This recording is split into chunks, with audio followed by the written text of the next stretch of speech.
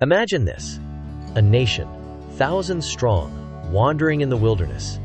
No paved roads, no GPS, just an endless stretch of desert. The Israelites have left Egypt behind, the land of slavery.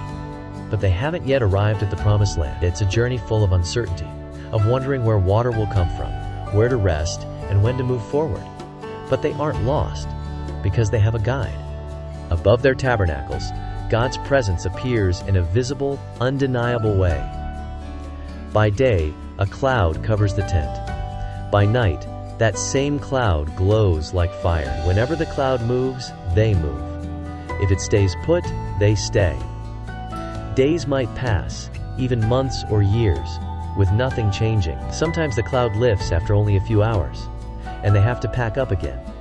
No explanations, no predictable patterns, just trust and obedience.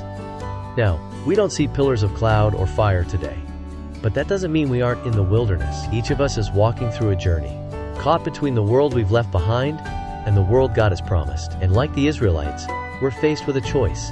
Do we wait on God's timing, or do we try to rush ahead? Do we set out on our own, deciding when to move, when to stop, when to push, and when to rest? Or do we trust that God knows the way, even when we don't? Maybe you're in a season of waiting for direction, for answers, for clarity. Maybe you're in a season of movement, making decisions about your career, your relationships, your future. The real question is, who is guiding your steps? Are you following the fire, or are you trying to light your own path? God's timing isn't always easy. Sometimes we feel stuck, wondering why nothing is changing.